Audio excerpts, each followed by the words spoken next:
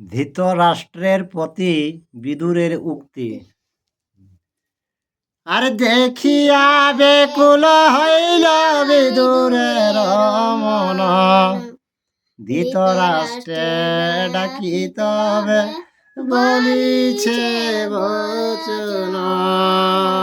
তো এই যে পাশা খেলাটা দেখে নিয়ে বিদুরের তো মন শান্তি নাই লাগলো, অশান্তি হইলো। তখন সে কি করলো, যাই ধৃতরাষ্ট্রকে ডাকে নিয়ে আর কথাটা বলতে আরম্ভ করছে। আরে আমি যত বলি তব মনে নাহিল, মৃত্যুকালে রোগী যেন অশোধনা খায়। তো ধৃতরাষ্ট্রকে বলছে, বিদুর বলছে, আমি যেগুলা বলি সেগুলা তোর মনে একটাও লিখে নাই, বলছে না লয়। বলছে মৃত্যুকালে রোগী যেমন ঔষধ না খায়, তো তোর মৃত্যুর কালটা সামনে পৌঁছিল, বলছে।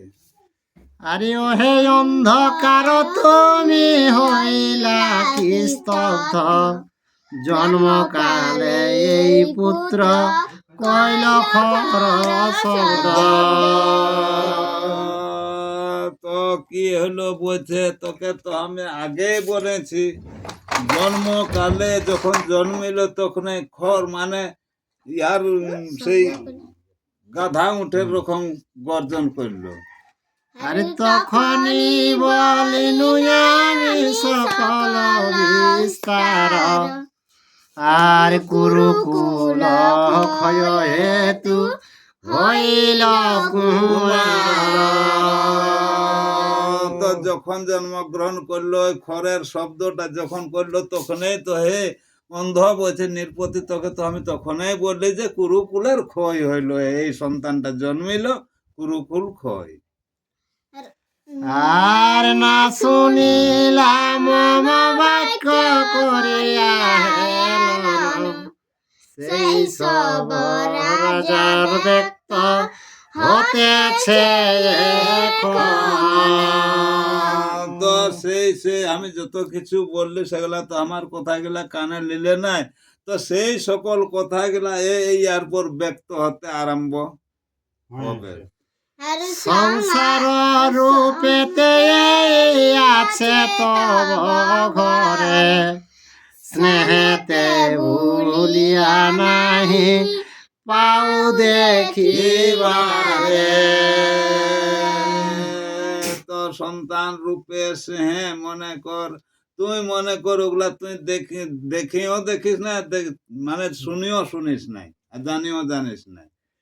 দেবগুরু নীতি রাজা কহিছে তোমার, আরে মধু হেতু মধু লোভী উঠে বৃক্ষ পরে। যারা মধু খায় তারা কি করে, গাছের উপরে তো মধু থাকে, তো ওই গাছের উপরে কেই মনে কর মধু পাড়তে উঠে। আর নাহি পতন ভয় মধুর কারণ, সেই রূপ মত্ত হই আছে দুর্যোধন। তো সরু ডালে যায় কের আছে মধুটা লড়কে। তো ইয়ার পর মনে কর যে মৃত্যুর ভয় নাই, যে ডালটা ভাঙলে গিললে আমি মরবো না বাঁচবো, মধু খাবো না মধুই খাবে, সেটার দিকে আর কোনো জ্ঞান থাকে না। আরে মহারথে গণ সব করয়ে বৈরিতা, পশ্চাৎ জানিবে এবে নাহি শুন কথা। আর যারা মনে কর খুব বীর পুরুষ বটে, মহারথা বটে বলছে, তাদের তো তুই তো জানিস নাই বলছে, তো বলছে পশ্চাতে পেছু বলছে, এটা বুঝবে বলছে। আরে এই রূপে কংসে ভজ হইল উৎপত্তি, সপ্ত বংশে পিতার লালিস দুষ্ট মতি। সপ্ত বংশ মনে কর ওরা একত্রিত হবে, তো তাদের সঙ্গে দুষ্টতা হবে বলছে, আর কি বাঁচবে? উগ্রসেন আদি সবে করিয়ে প্রকার গোবিন্দের হাতে হবে হইল সংহার। তো ওই যে গোবিন্দর হাতে বলছে উগ্রসেনের বেটা বটে না বসুদেব, তো বলছে সেই তার হাতে ওই সব সংহার হবে বলছে। আর সপ্তবংশ, আরে সপ্তবংশ সুখে বৈশে গোবিন্দ সংহতি, মম বাক্য শুনো রাজা পাবে বড় প্রীতি। তো সাতটা বংশ ওরা মনে কর একসঙ্গে সুখে বসতি করছে গোবিন্দের প্রীতি, মানে বলরাম কৃষ্ণর জন্য সাতটা বংশ। তো বলছে সেই মতো যদি আমার কথাটা ধরিস তো সেই রকম প্রীতি আর শান্তি লাভ পাবে বলছে। আর শীঘ্র গতি পার্থে আজ্ঞা কর রাজন, দুর্যোধনে রাখো গিয়া করিয়া বন্ধন। তো এখানে শীঘ্র গতি বলছে আনো বলছে, আনে আর দুর্যোধনকে ইহাকে ভীমকে ওটা ভীমকে করো, ওটা- উহাকে আনিকে বন্দি রাখো বলছে দুর্যোধনাকে। আর নির্ভয়ে পরম সুখে থাকুক নিরপতি, আর কাক হস্তে ময়ূরের না কর দুর্গতি।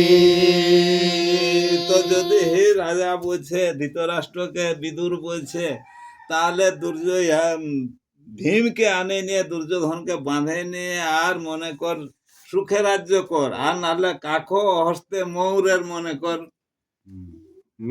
মৃত্যুটা হবে। আর শিবা হস্তে সিংহের না কর অপমান, শোক সিন্ধু মধ্যে রাজা না কর প্রয়াণ। তো বলছে সিংহের কাছে মনে কর শৃগালটাকে না জয় লাভ করা বলছে, ওকে লাজ না খাওয়া সিংহটাকে। আর যে পক্ষী প্রসব করে অমূল্য রতন, মাংস লবে তার নাহি খাই বিজ্ঞ জন। কি বলছে? বংশর জন্য যে পক্ষী ডিম্ব প্রসব করে তো ওগুলা তো আর খায় নাই, বংশটা বিস্তার করার তালেই থাকে। ঠিক আছে। আর সুবর্ণের বৃক্ষ রাজার পিলা যতনে, বৃক্ষ রক্ষা কইলে পুষ্প পাই অনুদিনে। তো তুই যে বৃক্ষটাকে লাগাচ্ছে পুষ্প পাবার জন্য, তাহলে অনুক্ষণ তুই মনে কর বৃক্ষটা লাগালে পাবে। যেমন এখন তুলসী গাছ, তুলসী গাছের 12 মাস আর পাতাটাই তো দরকার। আর যে হইল এখনই নিবর্তন রপতি, পুত্র গণে কেন কর জমের অতিথি। পুত্রগণকে কেনে জম বাচ্চাড়ে তিথি উধারে পাঠাচ্ছিস। আর এই পঞ্চজনের সহকে করিবে রণ, কহ শুনি রাজা তব আছে কোন জন। এই পঞ্চজনের সঙ্গে যুদ্ধ করবে, হে রাজা যা সুধিয়া কে ইয়াদের সঙ্গে লড়াই করে তো হে রাজা, ইয়ার পর তোর মনটাই কি এমন আছে সেটা তুমি বলো। দিকপাল সহজ দিয়েছে ব্রজ পানি, পাণ্ডবে জিনিতে নারে তোমা কি সে গণে। ইন্দ্র তারপরে যদু বংশ সকল যদি একত্রিত হয়ে যদি আসে, তবু বলছে ইয়াদের পাশে জিনার কোনো ক্ষমতা নাই কি বলছে। আর হে ভীষ্ম হে দ্রোণ কৃপ নাহি শুন কেনে, সবে মেলি রঙ্গ দেখো বুঝিলাম মনে। হে ভীষ্ম হে দ্রোণ বলছে, ওরা কেউ বলছে বল তোরা বসে বসে রঙ্গ দেখছিস বলছে তোরা ওই বুঝিলাম ও ছাগলেই মনে যাবে। আমি মনে মনে ওইটাই বুঝছি বলছে হ্যাঁ। আরে অগাধ সমুদ্রে নৌকা না ডুবা হেলে আর সবে মিলি জমগৃহে যাইতে বসিলে। ও বাবা ঘর সমুদ্র লোক আগে কেনে ডুবা ডুবাধের বলছে সব জম ঘর সবগুলা যাবার তালেই আছে। আর অক্রোধয় জাত শত্রু ধর্মের রতন সে খুঁজে ক্ষত্রে করিবে ক্রোধ ভীম ধনঞ্জয়। ধর্ম অধিকারী যুধিষ্ঠির বলেই ও রাগ করে নাই তোর উপর, নাহলে তুমি জমের অধিকারী হবে। কেনে এই যে মনে কর অর্জুন আর ভীমের কাছে ভীমের কে যখন মানে মারা রণ পড়ে। করবে বলছে আর যমজ যুগল যবে করিবে ক্রোধ আর কে আছে সহায় তব করিতে বিরোধ। আর যমজ যে দুটা সন্তান আছে তাদের সঙ্গে তোরা কে বিরোধ করবে বলছে সহদেব আর নকুল। আর হে অন্ধ পাশাতে যত লয়েছে সে বেসাত আর বুঝিলা কি তাহাতে তো মার নাহি হাত। তো বলছে তোদের কি বলার কোনো মুখ নাই হাত নাই বলছে পাশায় যে সব ধন গিলা হ্যাঁ। নিয়ে নিল দুর্যোধনাই, তো তোরা ওগুলার আর কোনো মনে চিন্তা করিস না। হ্যাঁ তখন দেখি বলা অধিকার রহে না। তবে আর এই সুকুনি রে আমি ভালো মতে জানি চালা আর কপট করিয়া তাহে কোন প্রয়োজন আজ্ঞা মাত্রে দিবে সব ধর্মের নন্দন। এই কপট পাশাটা কে ইয়ে করলে বলছে আজ্ঞা মাত্র ধর্মের নন্দন তখনই তো দিবে বললেই হ্যাঁ, তো এই কপট পাশাটা করে আর কি লাভ দিল? আর এই সুকুনি রে আমি ভালো মতে জানি কপট কুবুদ্ধি খল গণ চূড়ামণি। এই সুকুনিকে আমি ভালোভাবে জানি কপট কুবুদ্ধি বুদ্ধের এই যে কপটি বুদ্ধির মাস্টার বটে, মাস্টার বটে ও। আর কথায় পর্বত পুর ইহারা নিবাস কে আনিল হেথায় করতে সর্বনাশ। তো বলছে এগুলাকে বলছে যে পাহাড়ে এদের জন্ম হয়েছে বলছে সেগুলাকে এথাকে আনেকে নিবাস আনলো করে। এই ইয়া কি বলে শুকুনি এটা মত করে কে থানেকে মারবার তালে আনলো। আর ভালোই ছিল পাহাড়ে ছিল। হ্যাঁ আর বিদায় কর ঘরে যা কয়া পনার উঠ গো সুকুনি পাশা করি পরিহার। তো বলছে তোকে এথা থাকতে নাবে উঠে তুই আপন ঘর চলে যা বলছে হুম। এই পাশা তাসা। আর সভাতে এতে যদি বিদুর বলিল জ্বলন্ত অনলে কেন ঘৃত ঢালি দিল। সবার মধ্যে যখন বিদুরে এই তো সকল কথা গেলে যখন বলল তখন এই ধারে কপটি যারা তাদের কেমন হইলো জ্বলন্ত আগুনে এমনি তো হুদকিতে সেটাই আরো আগুন ঘি ঢালে দিয়েছে আরো বেশি হুদকিল। ওদের রাগ আর দুর্যোধন বলে আমি তোমার জিজ্ঞাসি কার হয়ে কহ ভাষা সভা মাঝে বসি। দুর্যোধন বলছে তো কোনো সিদ্ধান্ত তুমি কার তরফ দিয়ে কথা বলছো? তুই চুপচাপ থাক না। সবার মধ্যে জীবাতে হৃদয় তপ্ত মানুষের জানি সদা কাল চাহ তুমি ধৃতরাষ্ট্র হানি।